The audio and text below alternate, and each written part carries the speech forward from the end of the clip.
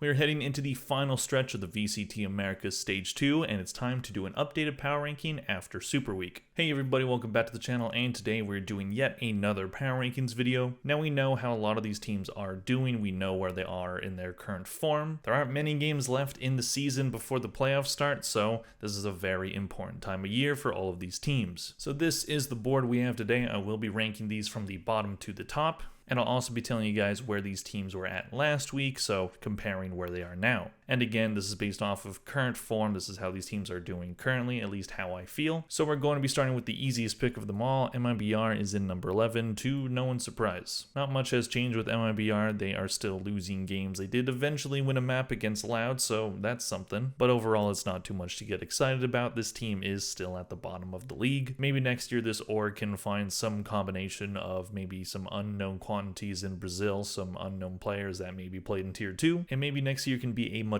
better year for the Brazilian teams because 2024 has been rough. Moving on to number 10, speaking of Brazil, Loud finds themselves in the bottom 2. Moving down one spot from last week, I had them at 9, now they're at 10, and there's no surprise as to why. While they did get it done against MIBR, they still lost a map, so that's not super promising. And then Furia handed them their first loss against other Brazilian teams in their entire time in Valorant. While they did win a map against Furia, they did kind of have to steal that one. Furia probably should have won, but they still lost that one. So they find themselves at number 10. They are in the bottom 2. Overall, rough year for Loud. We'll see what they can do to end the stage. Maybe they squeak it into playoffs, but it's really going to be tough. So number 10 and 11 for me were pretty easy to choose, but from here, it's honestly kind of hard to call. However, I did end up putting C9 in the number 9 spot. Kind of works out with their name. So for C9, it really just looks like they're out of gas. They do have that pretty bad loss against Sentinels. Sentinels are an incredible team. You're going to find them very high on the list today. C9 do have the cushion of having their good record that they had in Stage 1 carry over to this one, but they're going to need to put together some wins to end the split here unless they could find themselves on the outside looking in, similar to Loud. Nothing this team really does inspires me. Their first loss against G2, they did win a map, and it was in pretty dominant fashion. It was a 13-5, but they still lost that match, and then Sentinels really handed it to them, so not seeing a lot of inspiring play by C9 right now. Again, maybe it can change, but I just don't see it.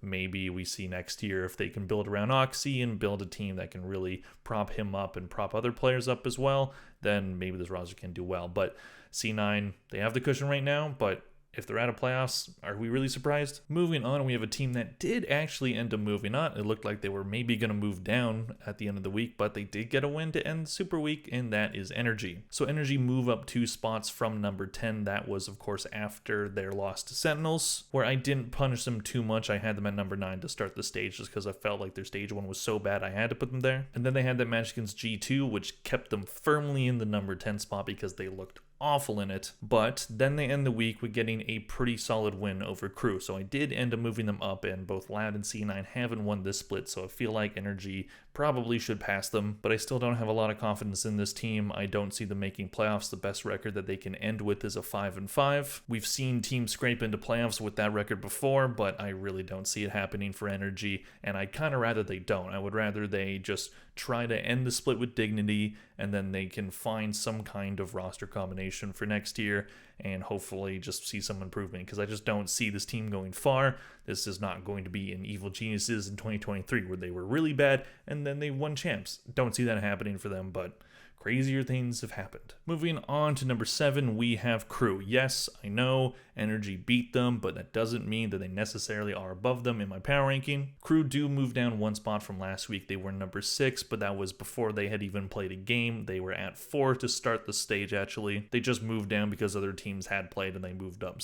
But now we've seen Crew go 0-2 this stage so far. They did have a pretty close match against Sentinels. It wasn't a complete blowout. They were right there with Sentinels, but Sentinels were always a step or two ahead. It felt like they never really had a lot of momentum, but they were sticking it pretty close, but at the end of the day, they got 2-0'd, and then they lost to Energy after having a 1-map lead. So blowing a lead, that's definitely not going to give me a lot of confidence in your team, especially when Energy, they just had that really bad match against G2, and then they lose the first map. You have an opportunity to just stomp them in the ground, and they just didn't have the killer instinct to get it done. Energy were able to regain their momentum and get the win. So I do drop Crew down 1 spot. I don't put Energy above them because I really don't feel like they're at number 7. Yes, they got a win. Big whoop. They looked terrible against G2. But for Crew, it's only going to get tougher from here. We'll see if they can get a win to end the split, but they're definitely going to need it to keep their spot in playoffs, because right now they're there, but could change very quickly. Moving on to number 6, moving up one spot from last week. Yep. Furia are in top 6. Furia have been a very weird team this stage so far, so they have that surprise win against 100 Thieves, which is just one of the biggest upsets this year, and then they play against Evil Geniuses and get absolutely stomped. So I thought after that match, well, they had the good match against 100 Thieves, but maybe it was a fluke and maybe we're going to see what this team is. But then they played against Loud and they beat them, finally. So I decided to reward them and put them at the number 6 spot, moving them up 1 from last week. If they had done better against Evil Geniuses, maybe we would have seen them in the top 5, but they did get stomped. There's no pressure on this team to perform. They are already eliminated from playoffs, so they're basically just playing for pride at this point. So we'll see if maybe they can string together. I think, do they have 1 more game or 2 more games? I don't know, but either way, they can probably end the split strong, and then, hey, maybe there's something to build off of there for next year. So now we are moving into the top 5, and honestly, I really wanted to move them down, but I decided 100 Thieves at number 5 is fair. So this is 100 Thieves in the same spot from last week. That was, of course, after their very embarrassing loss to Furia. And then they have a pretty rough loss against Leviathan, which did drop them further. However, they do end their super week by beating MIBR in very convincing fashion, which isn't going to move 100 Thieves up because MIBR are a free win. However, with Leviathan being a team that is high on the power rankings, I thought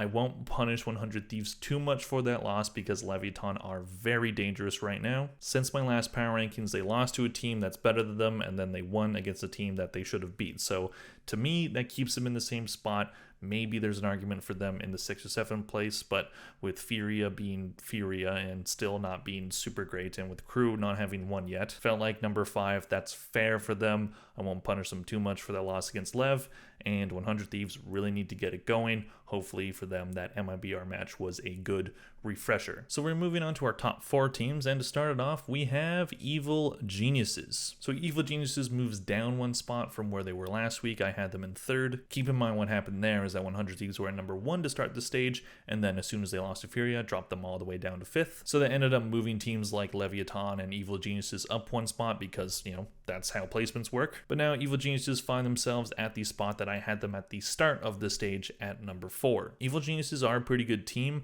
Maybe they are a little bit carried by Jogmo, but there are some very solid pieces on that team, Derek especially. There is definitely something here with this team. They do play very well, but are they going to be able to beat the really good teams in this league? They do end up losing against Leviathan. That's a really good team. That is tough. So they need to have a good bounce back for the rest of their matches of this stage if they want a shot at playoffs. And if they make it to playoffs, I can see this team being very dangerous. I think they have some very incredible pieces on it. I just don't know if I see this team being a tournament winner. If they make it to playoffs, there's a chance they qualify for champs, but with their current record, every loss is going to really hurt their chances, so they really need to just keep going of what they saw of this team in their first 2 matches of this split. So now we have the top 3 teams, and honestly, I can make an argument for every single one of these teams being number 1. However, we have to have an order, so at the number 3 spot, we have, moving down a spot, Leviathan. So Leviathan have not dropped a map this split. They've looked incredible in every single match that they've played. They were the first team to qualify for playoffs. They have the best record in Americas. And honestly, the gap between G2 and Sentinels is so close, I could really swap these 3 teams around, as I said. But I just feel like number 3 is the fair thing to do right now for them. I feel like G2 and Sen are just playing a little bit better. But Leviathan have beaten 100 Thieves and Evil Geniuses, 2 impressive opponents to get by. So I'm really not taking anything away from Leviathan by dropping them down to 3rd. It's just 1 spot, and I just feel like this is probably the fairest, but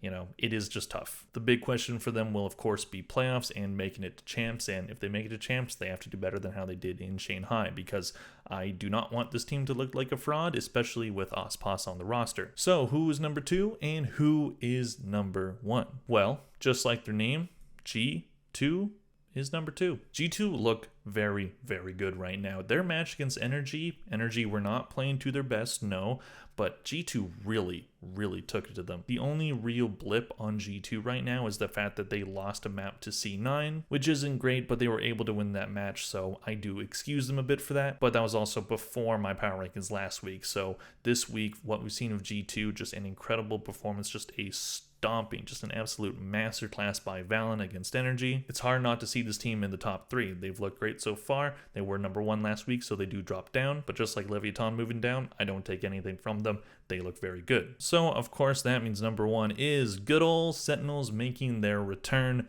to the top spot. So far, Sentinels have beaten Energy, C9, and Crew, and they've looked incredible in all 3 matches. The only thing that really concerns me about Sentinels right now is their defense side on Lotus. It definitely isn't up to snuff, but what team doesn't have a rough defense side on Lotus aside from G2? But overall, Sentinels looked like the top team in that group of death. They are just running through it. They have not dropped a map yet. This team looks back to their Madrid form. Every single player is just firing on all cylinders. John QT looking like the best IGL in the world yet again. Second, looking to reclaim a spot as the best player in the world. We'll see where it goes from here, but Sentinels are in an incredibly good spot. They have a lot of championship points. They have a lot of wins now. They're definitely going to be in playoffs. They're already qualified for it. So it's all about what happens in those playoffs and how many championship points this team is going to end up with. So this is my power rankings for post Super Week. So I hope some fan bases are finally happy, such as the Sentinels fans that were unhappy with how low they were in previous weeks. I told you guys, just give them some time. They're probably better. And here they are. Anyways, let me know what you think in the comment section down below. Where would you rank all these teams? Please click like if you enjoyed the video. Thank you all very much for watching, and I'll see you guys in the next one. Bye.